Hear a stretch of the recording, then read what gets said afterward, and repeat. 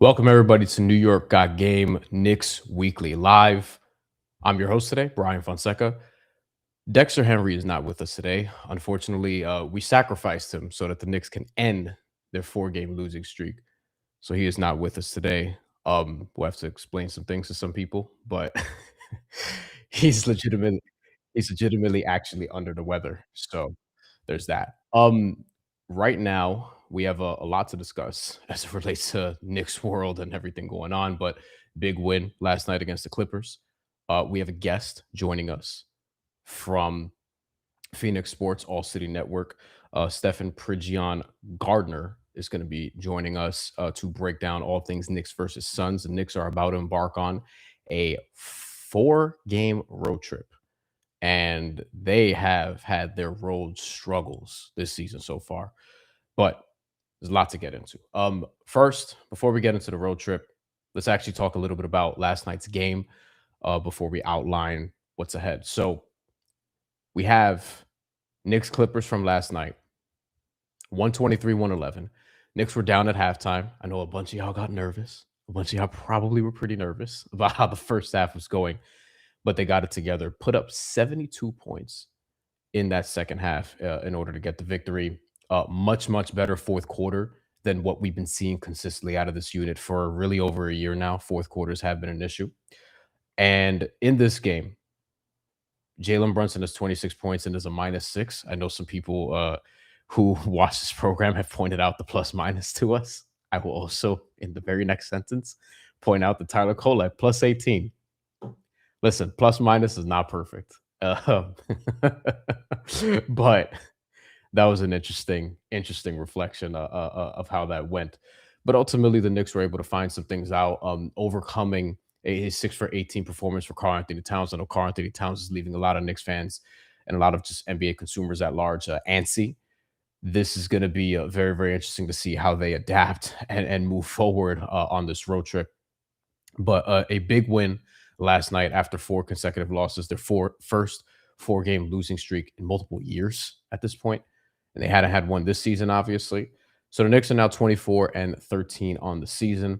And coming up, they do start this road trip with the Phoenix Suns. And then this is something that we've talked about on the program a little bit here, and also just on the watch parties, as referenced this past Monday. Again, they play Phoenix on Friday. That's tomorrow, Friday Night Knicks, 9 p.m. Eastern time. Sunday, they're in Portland. They're going to play the Blazers. That's going to be at 6 p.m. Eastern time. And then they have 2 nights off consecutively for the first time in close to a month, because the Knicks have been game every other night with some back-to-backs sprinkled in. It's been nonstop since winning the NBA Cup. The record since the NBA Cup's been a little bit shaky. They're about a 500 team. But they're going to get a reprieve there. Unfortunately, it's in the middle of a road trip. And coming out of that 2-day off stretch, there's a back-to-back, because they get the Sacramento Kings Wednesday, January 14th, and then the Golden State Warriors on Thursday, January 15th, before flying back, where they play Phoenix again on Monday, or rather on Saturday, January 17th, in Dallas on Monday. So they don't play another Eastern Conference team for a while. That's another thing that this stretch is going to indicate here. No Eastern Conference games again until January 21st. So about 2 weeks from now, that's when they'll play the Brooklyn Nets. So 4 road games coming up, and we're going to talk about one of them. Let's bring in our guest from Phoenix Sports, from the All City Network. Does great work, does film breakdowns as well, which obviously we do over here. So he'll give you the deep dive on the Suns. Stefan Pridgeon-Garner is here joining us today. So let's bring him in. Steph, welcome. Pleasure to have you here to break down what I think is going to be a very entertaining and interesting game between the Knicks and the Suns tomorrow night. Yeah, I appreciate y'all hitting me up to talk basketball. Needless to say, for any team, when the Knicks come to town, that's a game that fans are looking to get to the arena to watch. Usually it comes with a national media kind of spotlight in some capacity. And for a Suns team that's continuing to say, like, hey, I know there's a lot of other things going on in the league, but we're also pretty good. And based off of what a lot of people's outlets were saying about us, y'all didn't expect us to be this good. So give us a little more attention, but not asking for it, demanding it. By the way, they're going about playing against some of these kind of top tier teams so far this season. So it's a game that was circled on my schedule even before we knew what the Suns would be and what the Knicks would be this season, because it's just a fun matchup. So I'm looking forward to breaking it down with you now, and then obviously watching the game live tomorrow. I think it's going to be fascinating. I should have known that the Suns were going to be better than expected, given one, how low people were on them coming into the season, but also Jordan Ott. So we'll start here. Mhm. Jordan Ott, who I'm kind of familiar with, having covered the Brooklyn Nets when he was on the staff with Kenny Atkinson. This was the 2016 to 2019 period. I wasn't there for the entire first Kevin Durant, Kyrie Irving season, but obviously Jordan Ott spent some time in the organization, and then also followed him to Cleveland, where he was last year before getting the Suns job.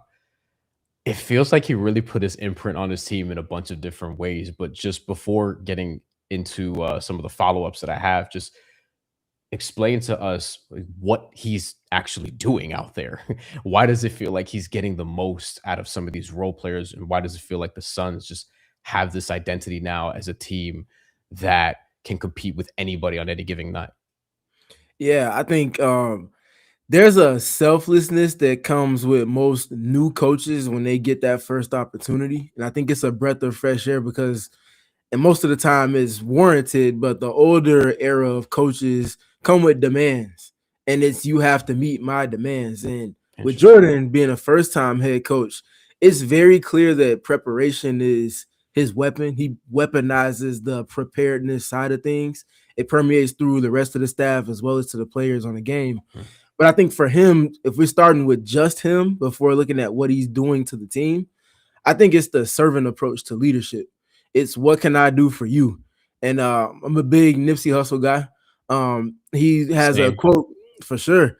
He has a quote saying that the best leaders are servants first. You can't be a leader without being able to understand Mhm. how to get the most out of people. You can't get the most out of people if you can't show them what you can do for them.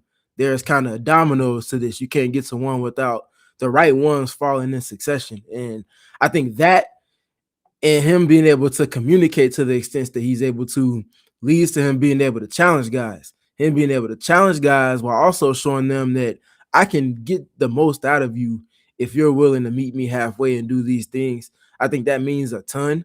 I think the most direct example of that, the season we're seeing from Dylan Brooks. I think most people had him in the box. They said he's only going to be a high volume player if he's on a team that can only be so good, or he's going to be in a role that's a whole lot lesser if he's on a team that's going to be really good. And he showed that he can blend both of those things and get the most out of a team by way of everything that has been the buy-in and the empowerment that Jordan Knight has been able to extend to his team. That can be copied and pasted to every other player that's been on the roster so far, evident by the numbers and obviously the record that they're working with right now.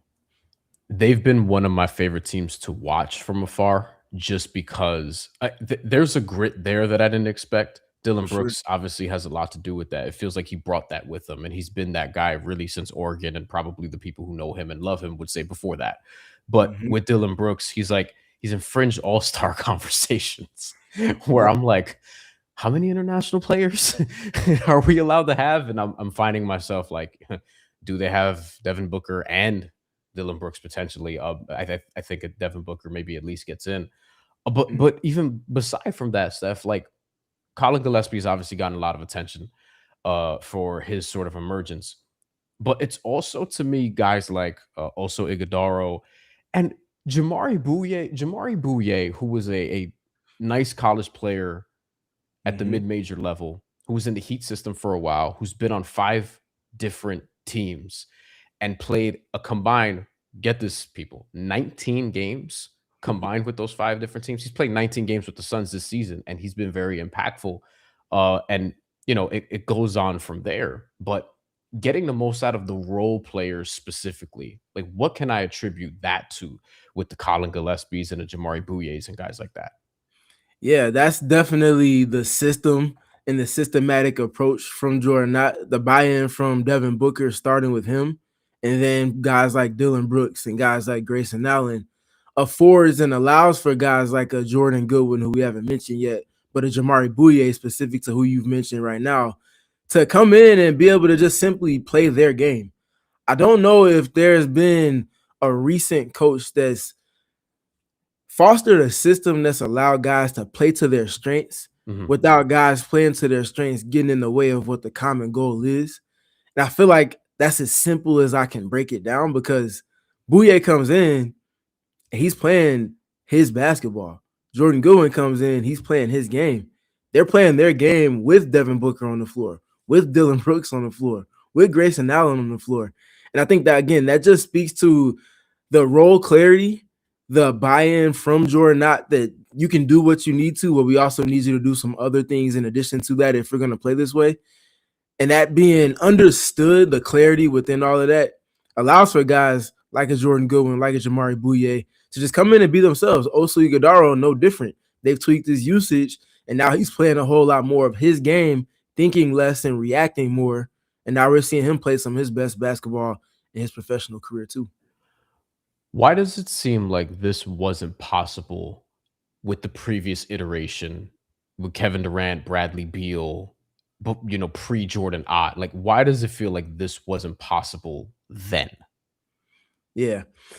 And I say this with the utmost respect. I think when you have egos involved and it's egos kind of tussling with one another, that kind of takes away from the greater success that a team can have. Mm. I start with head coach Mike Budenholzer. His approach last season wasn't one that empowered guys outside of the top 2 or 3 players to play their game. It felt like everybody else was more in a box than being able to step outside of a proverbial box and be comfortable. I think you get the most out of guys if you're simply able to be comfortable. You're able to play without having to think. You're able to play without looking over your shoulder. So I think that probably starts it for me.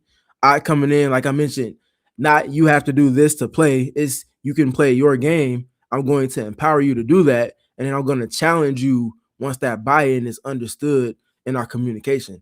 That entire process, it gets more out of people. So I think I start there. And then the other part for me too, it's the roster construction. Last season, the Suns played 0 defense. Literally the worst defense in the league.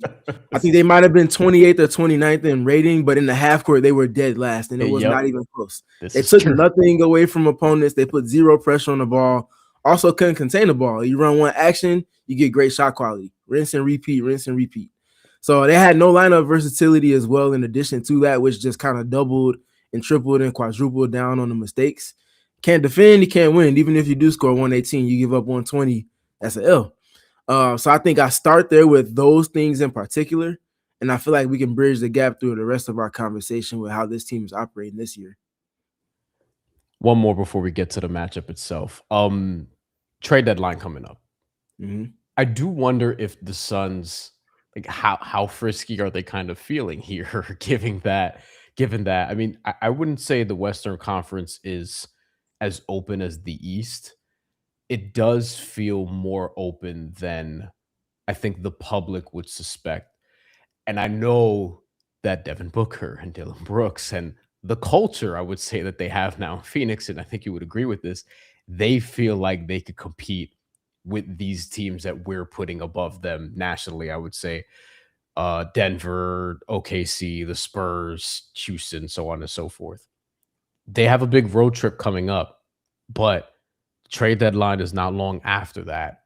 There are some winnable games under schedule, and they do have some movable contracts. Do you expect them to be buyers over the course of this next month? I think there will be buyers, but I say it with an asterisk on that because I don't think they're going to go and make some like significant move. I think it'll be a margin move that has the impact that it needs for kind of a place that's not necessarily a weakness, but a spot that they could certainly use more in terms of their rotation. And I think that's at the 4 or 5 position for them right now. They don't really have a change of pace big to go with everything that Oso Ighodaro and Mark Williams are providing to the team right now. They also don't have a bigger 4 to match up with some of the bigger 4s that are in the Western Conference in particular right now as well. So if they're able to kind of check that box off, get one of those guys, if not a 4, just another 5 to add to that combination of Iguodala and Williams. I think that'll do them some good will in terms of the lineup versatility, being able to maintain a certain style of play across multiple lineups on both ends of the floor. I think that would do them some real good. But I think there's a specific group of guys that they're looking at. And I think naturally, if we want to throw some names out there, a guy that you are very aware of right now, Guerschon Yabusele, is somebody that was at the top of my list of guys for them to look at to bring in this new team context, because bigger guy, the dancing bear, does a lot of things on the court. Hasn't fallen in the best favor with the Knicks so far this season. I think there's been a little bit left to be desired. Yeah. So maybe situationally, context-wise, they could work out a potential deal. Outside of Guerschon, though, I think a name like Bobby Portis makes a lot of sense for the Suns if they can entice the Bucks to dance with them while not having that many picks that are the most kind of endearing to want to bring in. If they can find a way to make that work, that would be cool. A guy like Obi Toppin would be cool for them as well. And then one last name for me, and I say this because I think the Suns could really use the defense and the kind of size that he would bring. And that's my man down in Orlando. And I don't know why I just drew a blank on his name off the top of my head. Let me get back to my notes real quick. Is it one of the Jonathan Isaac? Excuse me. Okay. Now, Jonathan Isaac. So Jonathan Isaac, a player similar to Guerschon, hasn't been playing the amount of minutes or had the same role that he had in previous years, but someone with the Suns that I feel like will be leaned into for a different crop of kind of impact that he can provide. And I think it would be something that's akin to what they're trying to build. I think it's the lack of offense with Jonathan Isaac, but I think that would be less of a problem in Phoenix. Phoenix has some options here, yeah. As we talk about, as we get to this matchup between the Knicks and the Suns, like Phoenix does have some options, some tradable contracts. You mentioned Guerschon Yabusele. Let's actually start there because he's been I would say underwhelming. I thought he was actually, you speaking of lists in the offseason.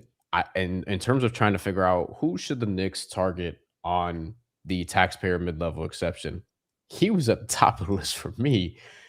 But I also have watched him probably a lot more than other people, given that I follow like FIBA basketball, I follow EuroLeague and stuff like that, and I understood like the magnitude of what he was doing in Spain, for example. And then watching him in the Olympics, he broke out. I mean, he was the captain of the French national team in Eurobasket this past summer / almost fall, but he came into training camp 284 pounds.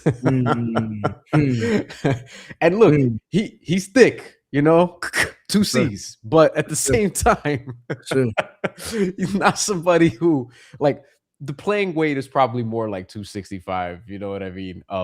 So it's like the difference between a tight end and an offensive lineman. So I think with Guerschon Yabusele, and to be fair, he had a good game last night. He had a good fourth quarter last night in particular. And maybe he's sort of getting there a little bit. And we'll actually, talk about that at the very end of the show when I do Real or Not. But I guess what I'll ask you is this as it relates to the matchup itself, so we can start breaking this down a little bit. What do you think is the main thing the Knicks do offensively that could be worrisome for even the Suns' defense? I think it's under Mike Brown, and this kind of ties into a question that I was going to have for you on the back end. But you could do it. Yeah, sure. So Mike Brown, I tied in with this. So Mike Brown, from the Knicks games that I've been able to see, it's not always Jalen Brunson bringing the ball up the floor. It's also not always Jalen Brunson that's operating at the point of attack for whatever action it might be that they're getting into. They get into some with Mikal Bridges or OG Anunoby on one side, and Jalen Brunson's in the opposite corner. They get it to Cat on the pop, and then they play to Jalen Brunson, but it's on the second side. And I think that flow, that tempo, that cadence that they're playing with under Mike Brown, and that subtle tweaking of usage and presentation of how they're starting possessions, I think it's paid great dividends to them in terms of their flow. They're able to put pressure on opponents, no different than they did last season, but they've tweaked the approach to it. And I think that's going to have them better set for success in a sustainable manner come playoff time. The Suns play a playoff style of defense. They like to pressure full court. They like to really muddy up a team's flow. If you're willing to get to the second side, you typically get a better look if you're comfortable doing that with a certain pace. and that's going to be my question for you. With Mike Brown and how he's kind of tweaked the way that they're approaching on offense, what's the ceiling that you feel the offense has in comparison to what it was last season? Because it was really good. And if you're taking steps up from really good, you're talking about doing some damage come April and May. So they're fourth in offense now. Mm-hmm. I think that may also be offense adjusted, to not include garbage time. Mm-hmm. But they've been in this territory, and I think this is probably around, like, top 3 is realistic. Mm-hmm. 1 is just a lot, but top 3 is realistic. Like, they can produce a championship level offense. I do think that's the case. The funny thing is, in an effort to try to move Brunson off ball at times, which is something that we targeted even in the preseason, and Mm-hmm. he'll just flow into the action coming off of the corner. And after a screen, he'll get the screen, he'll get the ball from the left wing or the right wing and go to work from there instead of bringing the ball up. And I think that's going to be something we see in this game, because I expect Colin Gillespie or Dylan Brooks or whomever to be pressuring him, even Jamari Bouye, if they're staggering lineups and Brunson's playing the bench, to be Mm-hmm. guarding Jalen Brunson as he's bringing the ball up the floor. And I think against a team like Phoenix, who can get physical with their guards, with their wings, I would move Jalen Brunson off the ball probably a touch more than I would in some other matchups. Mm-hmm. But that being said, his usage is up this season. And it has felt like, because Cat's been a little inconsistent, Mikal Bridges is not getting downhill again, which has been an issue. I do think, even though they're trying to figure out ways to get cute with the offense, it still feels like he's doing a little bit too much, Jalen Brunson. Not too much from, like, oh, he's ball hogging. Some people in the fan base do accuse him of that. Mm-hmm. But it's more like, we're out of options, and Jalen's like, all right, fine, I'll put up the shot. This was happening in their loss to the Pistons, where they got destroyed, and Jalen Brunson ultimately was their leading scorer. But, I think there are some elements to that. And the other thing I would say is Mikal Bridges, in terms of the free throws, it's been a problem. So he has, this is still true, Jesus Christmas, Mikal. He has 6 free throw attempts since December 3rd, including last night where he had 0. He did shoot 7 for 14. He did have a productive, efficient night, but we're talking about a 17-game stretch where he's just had 6 free throws. And if you go back further, like, he has 9 free throws in 20 games. Like, all the free throw numbers are down. This year, it was a point of emphasis, at least for some of us talking about the team. Hey, Mikal Bridges should try to get to the line more, because he's fading away a lot last year. At the very start of the year, and by the start of the year, I mean literally the first few games, 6 games through, he actually had, let me see, almost 3 free throw attempts per game, 16 total. Since then, he's not even, he's like barely at 16 again. Oh, So wow. I think that's sort of the issue with that. For sure. I think that's something that he had bouts with when he was with the Suns, actually. Playing off of Chris Paul, playing off of Devin Booker. You want guys that are going to be capable, willing, and able to put pressure on the rim. Now, as a cutter, he is one of the best in the Great. league at that. He's Great. never not been top percentile with that. But when he gets Yes. the ball in his hands, he's a guy that's a lot more comfortable 1, 2, 3 dribble pull up, 3 dribble pump fake, and then pull up than he is 2 dribbles, change the pace, break leverage, and get to a deep paint touch. If not, go and put up an attempt at the rim. So that is definitely surprising. I didn't know it was that alarming of a drop off. The numbers you just brought to me definitely just had the light bulb go off for me. But yeah, that's probably one of the kind of character flaws of Mikal, because he's not good enough to be your number 2 or sometimes even your number 3. And with those guys, you want them to be able to go get a paint touch and be able to put pressure on the rim in a certain type of way. Yeah, and the defense has also not been, I think, to the liking of a lot of people, where he's more, the way I phrase it is, he's a safety, not a corner. He, one-on-one, could be moved. You saw it with Cade Cunningham. There's a level of physicality he just can't match. And with some of the smaller guards, they can be too quick for him. And laterally, while Mikal Bridges is fine, like, there's a ceiling there as an on-ball guy.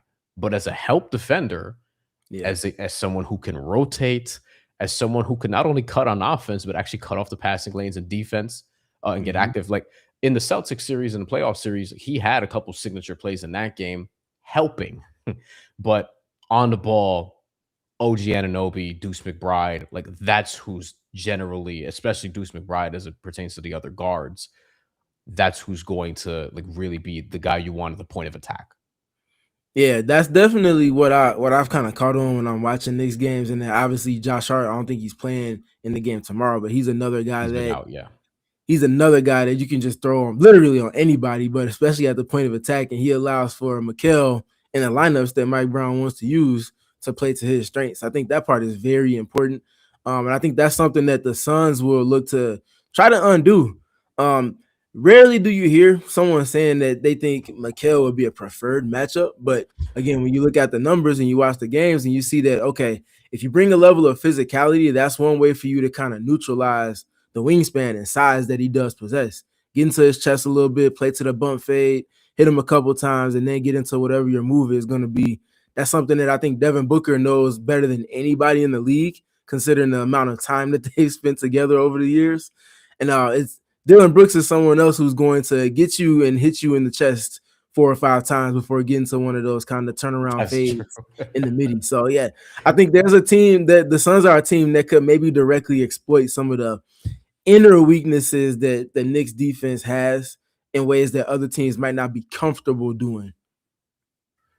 Let's flip to the Suns offense against the Knicks Mhm, defense. I know you had a mhm, question about this. mhm. Might as well get right to it because the Knicks defense lately Yeah, has man. been shaky to say the Yeah. least. Yeah, we can get to the Suns offense afterwards, but Sure. just when I'm watching the Knicks, I'm looking at individual personnel. Mitchell Robinson, one of the most high energy bigs, obviously can protect the rim, can kind of surprise you with athleticism and space at times, some of the steals that he comes up with. Josh Hart, obviously not playing, but a player that's a top tier defender. Obviously, Mikal Bridges, he talked about his weaknesses. He has strengths that allow for him to kind of neutralize those things at times. OG Anunoby, nothing else needs to be said about him on the defensive end. Deuce McBride, I'm glad you brought that to the conversation. That matters a lot too. He's been great. There's some guys, there's some solid individual defenders on this Knicks team. But then you look at what the impact looks like, and then what the numbers say from what the eye test is saying, and it's like, man, it feels like they're leaving a lot to be desired. And then you see the numbers, and it's like, oh, they're definitely leaving a lot to be desired. Like, what do you attribute that to as someone that's watching them on a near nightly basis and being able to, kind of dive into the weeds on that? It's weird. They do have a lot of individually, like legitimately net positive defenders. Mm-hmm.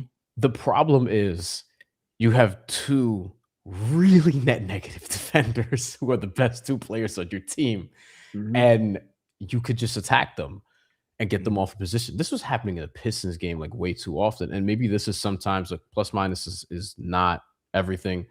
It's a flawed metric, but there are times where, just like anything else, plus minus can back up the things we're seeing, especially if it's over a prolonged period. A one game sample is a one game sample. But there are times where like Jalen Brunson will have, like even last night, for example, Jalen Brunson had another big scoring night.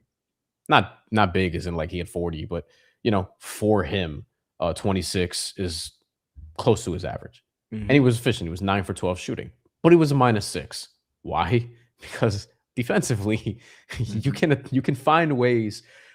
And this is the thing about what we just saw, even with the Trey Young trade. And this is where the Knicks have to be better defensively around Jalen Brunson, because these are the type of dudes, Trey Young, Tyler Hero, Jordan Poole, these one-way scoring guards, unless they're special like Jalen Brunson is right now, Mm-hmm. they're gonna get attacked to the point where it's detrimental in these types of matchups. And Jordan not smart enough to figure that out. Devin Booker's cerebral enough to figure that out. Dylan Brooks, I mean, I would say he's both of those things, as a Mm-hmm. matter of fact.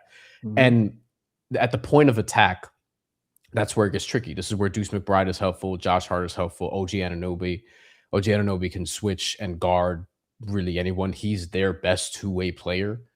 He's not going to lock down every single person, though. Like, you don't want to put all that on him. And obviously, Mikal Bridges, like, he's a high-level defender, as we mentioned, but more so from the help side. And then with Cat, whew, Mhm. Mhm. Where do you begin? With Cat, it's like if there's anyone you want to get in space, Mhm. because he'll foul you, because he's not like laterally, he's just not quick enough or whatever. And there are times where he can hold up like in the paint physically. Mhm. Like he'll go at Mark Williams. Like there might be some chippiness there with Mark Williams and Mitchell Robinson too, and Mitchell Robinson being out there is helpful. But I Yep, think that's really what it is. Like those guys, they do work hard offensively, and so that's part of it. But also defensively, like they're just both at a disadvantage, and other teams figure out ways to attack them. And the more successful you are at that, the problem is the problems will arise from a defensive perspective. for sure. So I think you said that very well, and just kind of actively thinking about gets to the fourth quarter, maybe just the second half as a whole. I was letting Suns fans know what it was that worked against Oklahoma City for the Suns on offense. Obviously, the Oklahoma City is the best defense in the league, a generational defense in many ways. Yeah, You don't score easily against them, but you also don't score comfortably often. The Suns were able to not score easily, but score often because of their patience on offense. And I think Jordan Ott in tandem with Devin Booker, that patience part. Shai Gilgeous-Alexander, a good defender, not the best on the ball, but he's definitely passable. yeah, But what is it going to look like if you have to guard and then guard and then guard and then guard again against an all-star level creator like Devin Booker? Does your defense trust you? Everybody naturally says, "Oh, of course, yeah, why not?" Okay, sure. What about if you get beat 2 or 3 times? Guys are going to start cheating off of somebody. Once those guys start cheating off of somebody because they know that they need to help the person on the ball, there's domino effect there. And what we saw against the Thunder when the Suns got that win last Sunday, they brought Shai Gilgeous-Alexander into action. Shai Gilgeous-Alexander was guarding Royce O'Neal. I imagine Jalen Brunson is going to be guarding guys like Royce O'Neal tomorrow and not a Devin Booker or a Kyle Gillespie initially, yeah, until Royce comes to set that screen. He yeah. sets that screen, bring you to the ball, you have to switch it. That's when the fun starts. Um, on Sunday's game, going into that, Shai Gilgeous-Alexander, I think the most screens he guarded was 16 against the Suns. He guarded, I think, yeah, 17. Of those 17, 11 of those came in the second half alone. So they Mm. were saying, Shai, come here, you're guarding the basketball, and then we'll get to what we want to get to. Now with the Knicks, Jalen Brunson, are they going to switch that? Are they going to show and recover that? There's going to be holes to poke at with that either way, but he's going to have to be sharp with that, because if he's not and they switch it, then they're going to bring Cat into action. And now you got your two worst offenders having to defend against Devin Booker in space with the big. That's what the fun's going to be in terms of the matchup. The other thing that's going to be a key to this, Mm-hmm. Phoenix shoots 43s per 100 possessions. Mm-hmm. The Knicks Mm-hmm. allow 43s per 100 possessions, the Yeah, third most in the NBA. that's not Third good. most in the NBA. And Wow. teams are shooting 37% against the Knicks from three, which is actually tied with Oklahoma City and the Clippers for a Mm-hmm. third highest percentage in the NBA, just underneath Cleveland and Charlotte. You could say some of that is luck, having watched every single game. Um, I would say that's by design because other teams Mm-hmm. figure out, again, just going who's on the floor and where can we like put Brunson into action or whomever it is at a disadvantage, or Towns, and Mm-hmm. try to generate a 3-point shot on the opposite wing. They Mm-hmm. do this with Tyler Kolek too when he's on the floor, and they'll try to figure out, all right, who can we draw here to overreact to this play so that the help comes, Mikal Bridges, OG Anunoby, whatever. And then we have a shooter open on the wing, which in this game will be Grayson Allen. You know what I mean? Which in this game will be Royce O'Neal, as a matter of Mm-hmm. fact, as you mentioned, who the Nets were playing. Royce O'Neal, the Nets Yeah. were playing him as 6'4" power forward. Like Mm-hmm. Royce O'Neal's tough as hell. Colin Gillespie also. Like you have four dudes on this team who average 7 threes a game. Yep. So I think the 3-point battle is going to be an issue here. Dorkosaurus Rex comments, "Oh, the problem is that Wingstop is a failure," which would be Mm. OG Anunoby and Mikal Bridges. Mm-hmm. Um, and I think there are some Knicks fans and some Knicks observers who would say that because of Mikal Bridges, less so because of OG, because he's been obviously really good and was looking fringe all-star-ish probably before the injury at times. But I think there's a 3-point problem that the Suns can try to solve here with the four guys that they have. Not to mention Devin Booker, who's having a down shooting year from three and doesn't Mhm. typically shoot a ton of them, but he's still getting 5, 6 up a game. Yeah, I think that's definitely going to be something to watch out for, because Devin has been doing a sensational job of not just making reads. I think he's graduated. He's well graduated from that. I can't remember who it was recently that was speaking about, I think, Anthony Edwards, and they were saying that the best players are the ones that don't panic about double teams. They just simply come to terms with it, accept it for what it is, and then play chess. You play the numbers advantage. If you have two to you, that means there's a 4-on-3 around you, so long as you manipulate it the right way. So it's not always just hit the roller because the short roll is there, you're getting double teamed. Can I string out this defense to give the 4-on-3 that much more space to operate in? Right. For the Suns, we saw it last night against Memphis. Devin Booker's coming off of screens, coming off a handoff, seeing two to the ball, making a quick pass here, beating the big on the hedge there, making a behind the back pass after stringing out the double team and hitting that first guy that's available behind the double, and it's making skip passes and things like that. There's a kind of intellectual counterpunching that's happening, but it's coming over the course of a game. It's dosage, dosage, dosage. It's not, I'm going right to this right away. And I think that manipulation of it is what allows for the Suns to not just get up as many three-point attempts as they do, which they got up a season high last night, but it's the quality of those shots that they're generating. And I think if you trade off not being a top 5 or top 10 3-point attempt team for being a top 5, top 4, top 3 team in terms of the quality of threes that you're generating and the flow of those, I think most coaches and players would take that latter than the former. I think the Suns are striking that balance there, and it's because of how Devin Booker is accepting the different coverages that are being thrown at him. Size 9, one of our regulars comments, Dex is out here playing hooky. Size 9, if you missed it at the top of the show, we sacrificed Dex so that the Knicks can end their losing streak last night. So Dex is he's actually legitimately sick. Went to the Garden last night and they poisoned him because that's what it took to beat the Clippers last night and end this losing streak before they can hop on the road here. By any means necessary, right? Last one with Steph here. Just all right, how do we think this game actually goes? We talked about basically we laid out all the possibilities strategically, what can happen, but how do we think this game actually goes tomorrow night between the Knicks and the Suns? I think it's going to be a game that gets into that clutch, that final 5 minutes for a game that's within 5 points. I think it's going to come down to who simply executes better in those final 5 minutes. I think there will be some jousting over the first handful of minutes of the game. And I think it's going to come down to whose best player is playing the best. And I mean, Jalen Brunson is probably between him, Cade Cunningham, and Anthony Edwards for clutch player of the year right now. Those three are studs when it comes to Maxey too. Tyrese Maxey, yeah, I think Maxey's definitely in that conversation. Good pull. Yeah. But I think it's going to come down to that, and I think who's going to be more organized, who's going to be able to out execute the other. And I think for the Suns, the physicality, what's the wear down effect of that? Extended pickup points, making teams work slower into their offense, being able to control the tempo and the flow of a game with your defense.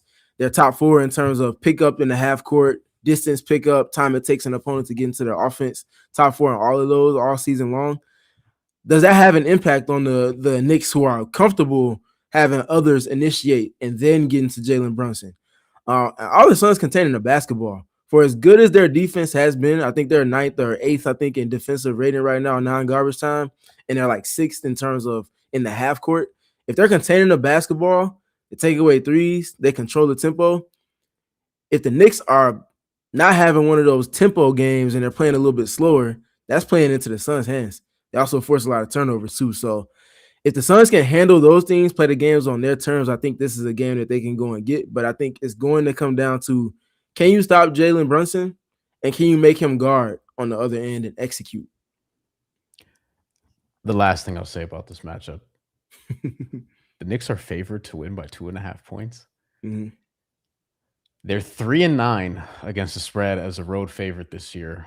Suns as a home underdog are 5-2 against the spread. Which look, the Knicks are just 7-9 on the road. they have not been good on the road. It's been like one of the other sneaky things about this season where they haven't had Mhm. like an awesome road win yet, and we're like damn near halfway through the year. Mhm. Tomorrow would unquestionably be their best road win if they were to get it done. But them being favored to do it, I'm not sure they've owned that or earned that rather based on their recent play. But we'll see what happens. That's Yeah. Stefan Pridgeon-Garner. Follow him at Stefan PG. Is it PG3 or just Yep. PG? Yep. PG3. Okay. PG3. Mhm. At Stefan PG3 on Twitter, on all the apps, does great work. Phoenix Sports, All City Network, also covers the Mercury, WNBA season, assuming they get a deal done. Hopefully, We'll hopefully. be here Knock before on you wood, know it. man. It ain't looking too good right now, Me man. neither. I'm hopeful. I'm Me watching too. Unrivaled otherwise, but Mhm. Mhm. I don't know, bro. I Yeah, don't know, for sure. but hopefully we'll be seeing you cover the Mercury as well. For Steph, sure. appreciate it. I'll hit you. We'll talk again very soon. Looking forward to the game. Sounds good, man. I appreciate you. Talk soon. Absolutely. All right. We will get to real or not in a second, but just to reiterate, Dex is not here today. He will get well soon and be back next week. Um, Next week the Knicks do play on Friday, so we'll let you guys know when the weekly live will be because there's a back-to-back next week, Wednesday, Thursday. Maybe it'll be Tuesday. We'll see what happens. We'll do some planning on that. But the road trip coming up for the Knicks, Suns, Blazers, Kings, Warriors. In the comments, let us know. Drop your predictions on how the Knicks are going to do on this road trip. They have the Suns Friday, the Blazers Sunday. 2 days off for the first time in almost a month, and then a back-to-back against the Kings and the Warriors next Wednesday and next Thursday. So questions, comments, and also predictions, leave them in the chat as we get out of here and do real or not. Size 9 says they put a lot of defense, says they put mad defense around Booker. I don't know why I said a lot, like I'm trying to code switch. I say mad in my day-to-day life all the time. But they have the Suns, they have shooting, they have defense, they have a very like a really good winning recipe here. And Jordan Ott is a coach that knows what he's doing. He's been an assistant for a while, used to be with the Nets, the Kenny Atkinson Nets, from when they were bad to good and in the playoffs. Before they got KD, Kyrie was also there for some of that. Was with the Cavs last year, and the Cavs were really, really good last year, obviously, before they broke down, and then the Pacers washed them in the second round of the playoffs. Part of that was injuries, part of that was the Pacers were just awesome. As we know here in this market, size 9 says the Blazers are going to wash them. Um, we'll see what happens. Denny's been on a tear. The offense without him, otherwise, is but there's a rebounding question there in terms of the battle on the glass. The Blazers obviously could pull a lot of them, and who's going to be healthy for that is another key. Donovan Clingan is one of these guys who, from a night to night basis, you just never know. Like he can get you 15 rebounds, and at other times he's not even a factor. So we'll see. Okay, let's get to real or not. Real or not, as you know if you watch this, but if you don't, maybe this is your first time. Real or not is basically three questions. We determine whether they're real or not at the end of every show. So the first one we're going to talk about here is real or not. The Knicks need a trade to improve their defense. And let us know what you think in the comments. First, real or not, is the Knicks need a trade to improve their defense. I'm going to say this is true. I don't really know what the trade is. I think if we circle back to something that we talked about a couple of weeks ago and drop some names in the comments, obviously, to sort of trigger some ideas here. But the Knicks contract situation does lend itself to like you can do something, it's just kind of difficult. And where I keep coming back to is Jose Alvarado, who would help with the point of attack. I think there are some people who would probably at this point rather see Tyler Kolek continue to develop and see what that becomes. Jose Alvarado is obviously more proven, better shooter, better defender at the point of attack. Can you play them together? That's risky, but I do think that maybe Tyler Kolek becomes serviceable from a backup point guard perspective. From a wing perspective, you want Josh Hart to get healthy. Josh Hart told us before the season, yo, the finger injury all season long could be a thing. That's not why he's even hurt right now. You know what I mean? So you just don't know at this point. And I think The defense does have to get better. They're 17th right now. And I'll reiterate something I said earlier this week and have said for a long time now. No NBA champion has been outside of a top 11 defense and won a title in recent memory.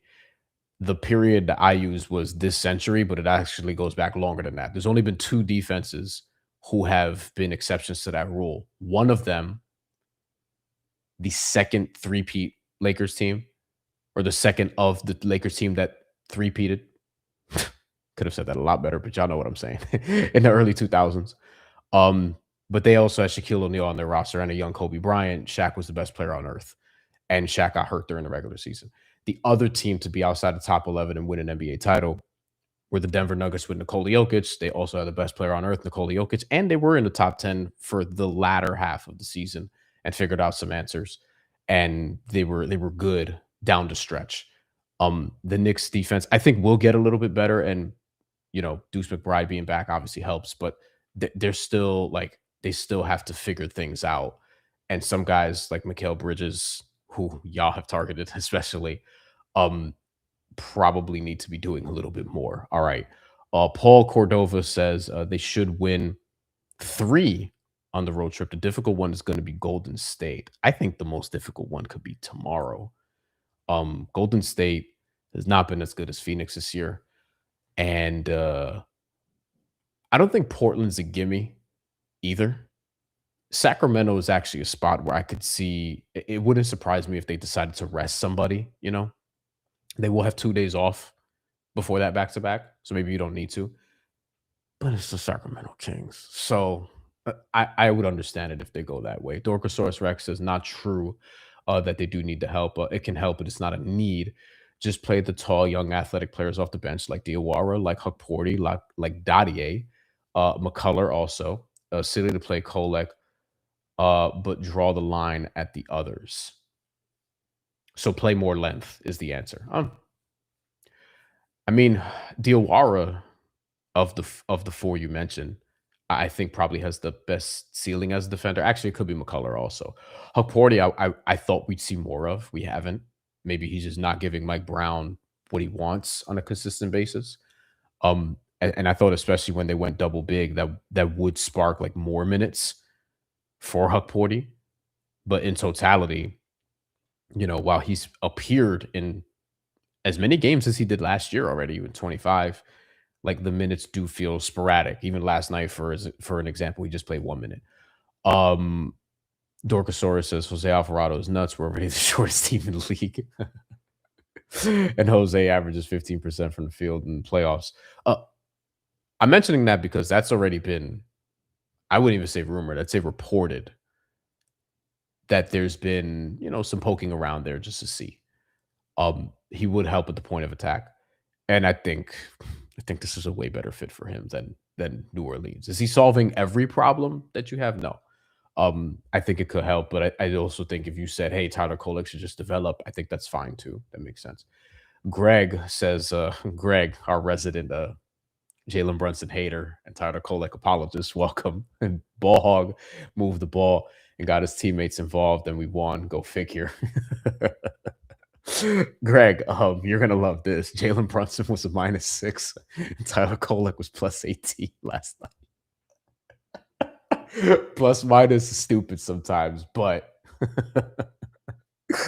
hey man, I do think Tyler Kolek +18 felt a little juice, but I thought he made some excellent passes, had some good reads. Okay, let's get to the second real or not.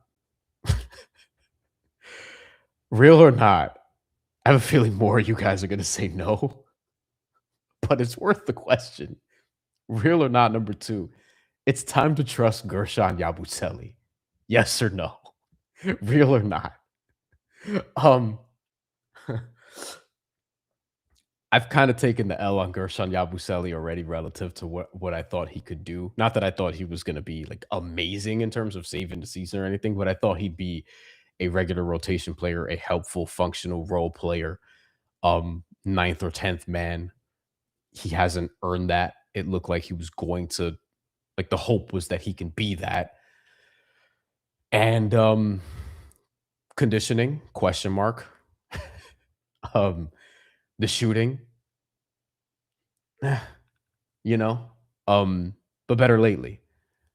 Yabu, and the reason I asked this question, and we asked this question, his minutes have been better lately, it appears. Now they're still not amazing, but last night, for example, he gave you a flurry.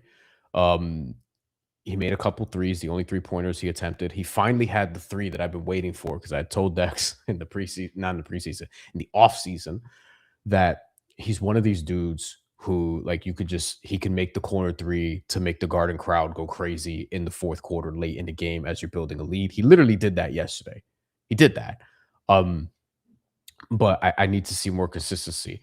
I think there's a want to. He clearly cares. I don't think anyone thinks he's a bad guy or anything like that. It just might not be a fit, but better lately. So I'm wondering if they just ride it out because maybe you're hesitant to attach a draft asset to get off of the contract, which is really a like relative to NBA terms a nothing contract.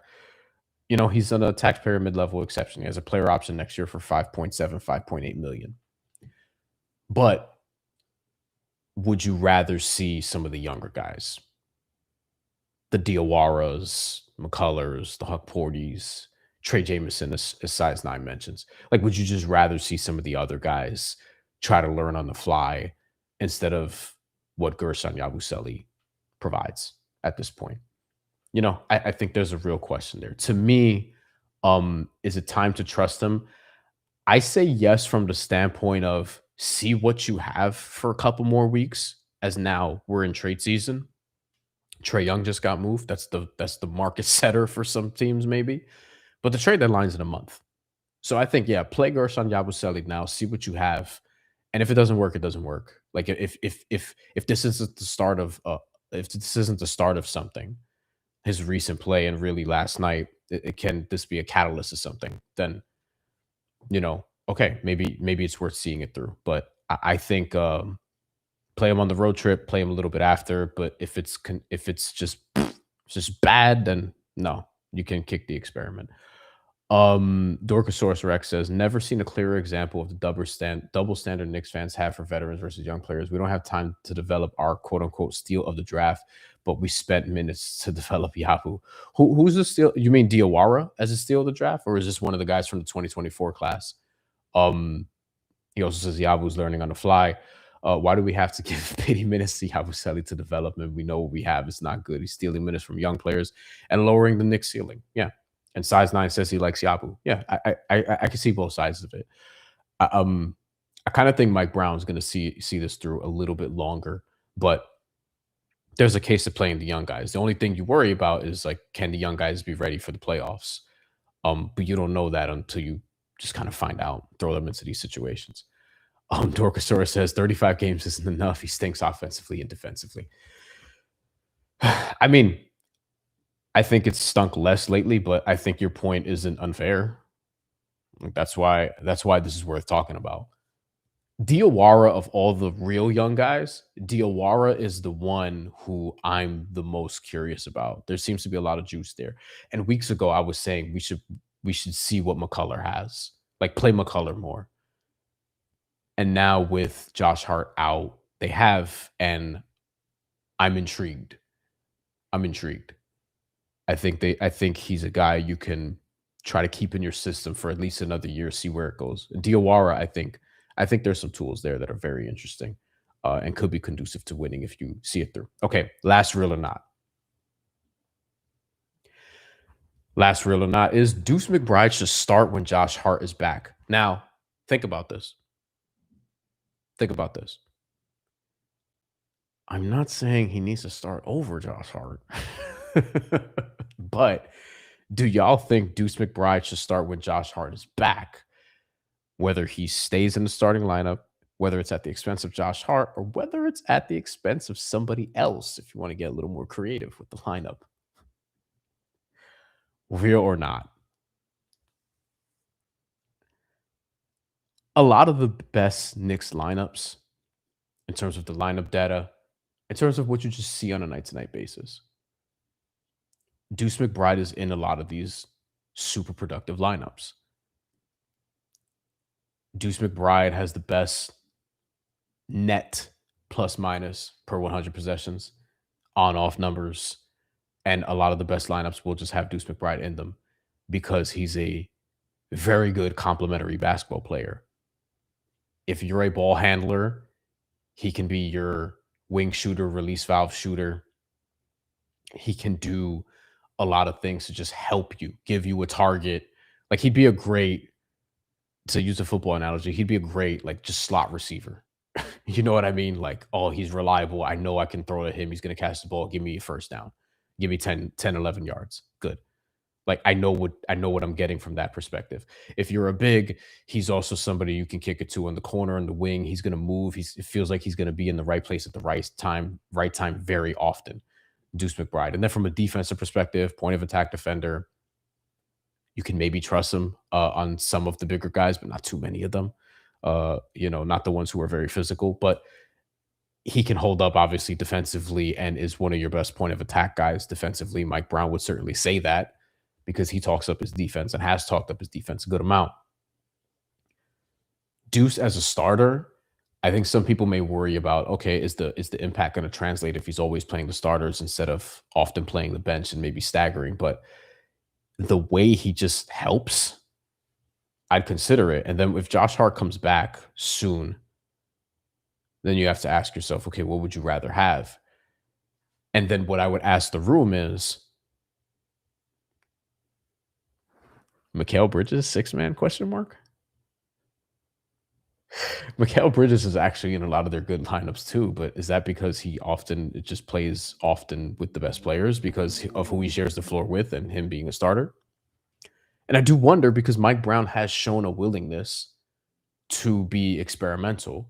Would he entertain a Brunson, Deuce, Hart, OG, Towns lineup as a starting lineup while Mikal Bridges is out there? Because Mikal Bridges has started every game. He plays every game. But he doesn't get downhill. And I do wonder if that's been a concern. He has 6 free throws in a month. A little over a month at this point. I'd be intrigued to see what that lineup could do. I don't think they're going to do it though. And I think this probably will be Deuce versus Hart. And I could see him going either way with that. So to me, Deuce McBride, should he start when Josh Hart is back? My answer would be yes. I don't think it necessarily has to be at the expense of Josh Hart, though. But he makes a lot of guys better, man. That's just undeniable. Now, you could argue it's better that he's coming off the bench because of that reason. I can see that too. Dorkosaurus Rex says, I think Mikal is okay. He's just a floor setter, play finisher. He's not going to initiate much, very passive. It's kind of a problem, isn't it? Like it's not just the free throws. Like, this is the thing. He's shooting excellent percentages. Like from the field, he's 51%. From 3, he's 40%. But is that because he's hyper efficient because the shot selection, or is he hyper efficient because he's too selective? Like he's too hesitant to shoot. He's too passive. I think that's what a lot of y'all have said to us in different ways. And it's something that I've wondered in watching these games. And one more time, if you missed it, he has 6 free throw attempts since December 3rd. That's 17 games. You go back a few more since November 28th. This isn't including the NBA Cup final. Since November 28th, which is a 20-game stretch, he has 9 free throw attempts. So that's not even a free throw every other game. And there are free throws, but like, yo, you want to be able to get downhill. And I think that's the thing. So he's kind of back reverting to fading away a lot and getting to the mid-range and not really getting all the way to the rim. I don't know what that is. One of you, it may have been Greg, speculated the other day to us like he doesn't want to drive because he doesn't want to get hurt and ruin his streak, which is funny, but it's a hell of a conspiracy theory that I kind of think would have legs with some of y'all. And I get it. I don't think that's the case. I don't think it's that. I think it's a stylistic thing. And if you look at his seasons over the course of his career. Like he really got downhill with the Nets when he was the number one option. But aside from that, and toward the end of his run at Phoenix, but that's kind of it, you know? It's kind of it. Otherwise, this is closer to who he's been. Um, Size 9 says, I hate Mikhail. I think a lot of Knicks fans feel the same way. We have a friend, Dex and I have a mutual friend who will text us during games, and she says it all the time. She's like, she just hates the trade. 5 first round, all the first round picks. And yeah, I just think I think I would be open to a Brunson, Deuce, Hart, OG, Towns lineup with Mikal as a six man. Like, not to say Mikal would never close, that he wouldn't play decent sized minutes. You could still find 28, 30 minutes for him if you want. But I think that's something that I would ponder down the line. We'll see though. All right, questions, comments before we get out of here. We'll take a couple. We've done a little over an hour. Appreciate Stefan for joining us to break down Knicks Suns. I think Knicks Suns is going to be a banger. It's going to be a great game. Again, Knicks against the spread on the road as a favorite, 3-9. Suns is a home underdog, 5-2 against the spread. Knicks are the favorites to win by 2.5 points, and they really need to get it together on the roads. This road trip is something I'm going to be watching closely. I don't think 2-2 is really going to be that encouraging for some people, but it's also not the end of the world. It's still January. We're about halfway through the season. Greg says Mikal wants to be the number one Iron Man in NBA history. Size 9 says the only thing I give Mikal is that he can be invisible for 4 quarters and erupt for 13, 20 in a few minutes span. Yeah. But I think the invisibility is a little troubling. He is like one of those guys, like you want to know he's out there at all times. And the defense I thought would be more consistent. I feel like it's been better this year than last year, but at the same time, and the numbers would back that up slightly, as a matter of fact. But especially from a steals perspective, a stocks perspective in general, although steals and blocks don't mean you're playing great defense. Shout out to Hassan Whiteside. But still, is what it is. Dorkosaurus says he could be the kind of glue guy for a unit offensively, finishes plays generally efficient. I think that's true also. I love Mikal Bridges as a cutter for sure. And he has been efficient with the 3-ball, but sometimes you just watch the games and forget he's out there. We'll see. Knicks Suns tomorrow, Blazers 2 days after that, and then the back-to-back next week, Wednesday, Thursday, Kings and Warriors. It's going to be fun. Going to be an important road trip. And then you got a bunch of interesting games coming up. We have trade deadline stuff we're going to be talking about. We're aiming to do another film breakdown sometime soon, hopefully this month. TBD on what's happening next week. Dexter has to get better first. And then we'll sort of let you know. But we do plan on doing something next week. Obviously, we'll let you guys know. It should be fun. Very important road trip. And Knicks are right now playing to get back to that top 2, or stay in that top 2 rather, because they are technically back in second, but to stay up there in the Eastern Conference.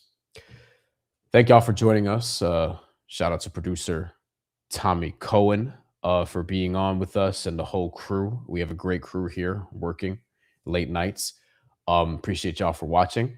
And we'll be back with more very, very soon. Knicks Suns tomorrow night. We'll see what happens. Take care. Thank you for watching.